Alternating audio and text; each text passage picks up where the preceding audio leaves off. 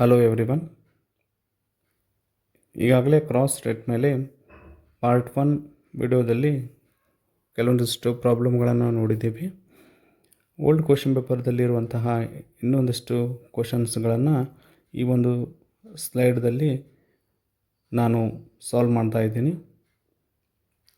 KUD 2017ರ ಪ್ರಶ್ನೆ ಪತ್ರಿಕೆ ಇದು. Find cross rate A pound to dollar, B euro to dollar, C rupees to dollar. First a pound to dollar ಬರೀತೀರಿ. Formula P divided by D. First ಯಾವುದಿರುತ್ತೋ ಅದು divided by D. Simple trick. ಇಲ್ಲಿ ನಿಮ್ಗೆ P pound to rupees ಎಷ್ಟಿದೆ? 84 ಐತಿ. Dollar to rupees 66 ಇದೆ. 84 divided by 66 is equal to 0.757. Therefore 1 pound is equal to $1.27.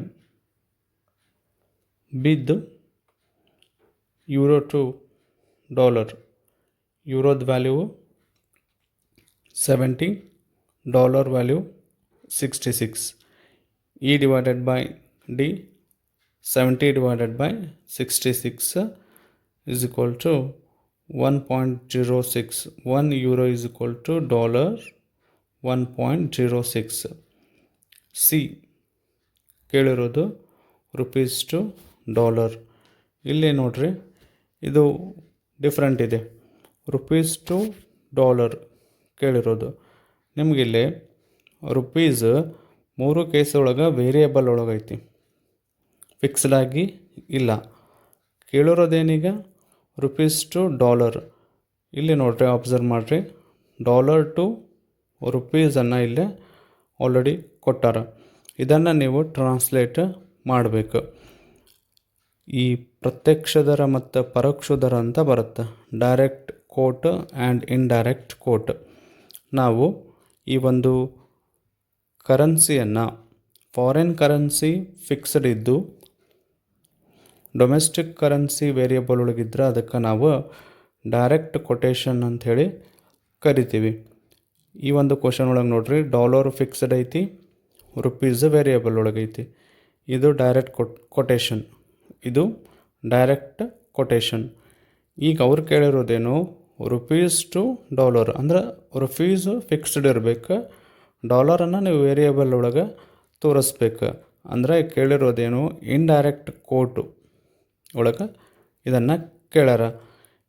ಇಲ್ಲಿ ನೀವು ಇಂಡೈರೆಕ್ಟ್ ಕೋಟ್ ಅಂದರೆ ಏನು ಅಂದ್ರೆ ಮೀನಿಂಗ್ ತಿಳ್ಕೊರಿ. ಫಸ್ಟ್, ಡೊಮೆಸ್ಟಿಕ್ ಕರೆನ್ಸಿ ಏನಾಗಿರ್ತೈತಿ ಅಥವಾ ಹೋಮ್ ಕರೆನ್ಸಿ ಫಿಕ್ಸ್ಡ್ ಆಗಿರಬೇಕು. ಅಂದ್ರೆ ಅದನ್ನು ನಾವು 1 ಅಂತ ತೋರಿಸ್ಬೇಕು.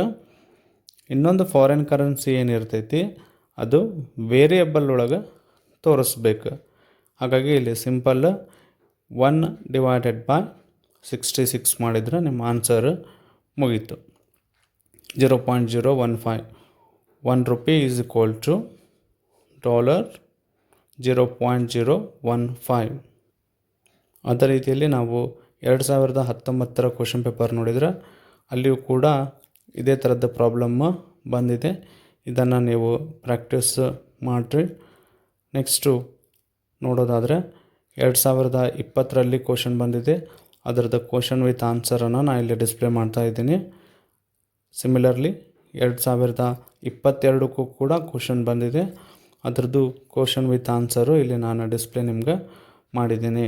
ಕ್ರಾಸ್ ರೇಟ್ ಮೇಲೆ 5 ಮಾರ್ಕ್ಸ್ಗೆ ಪ್ರಾಬ್ಲಮ್ ಪ್ರತಿ ವರ್ಷ ಬಂದಿದೆ. ಹಾಗಾಗಿ ಪಾರ್ಟ್ 1 ವಿಡಿಯೋಸು ಮತ್ತು ಪಾರ್ಟ್ 2 2 ವಿಡಿಯೋಸ್ಗಳನ್ನು ನೋಡಿ ನೀವು ಪರ್ಫೆಕ್ಟ್ ಆಗ್ರಿ.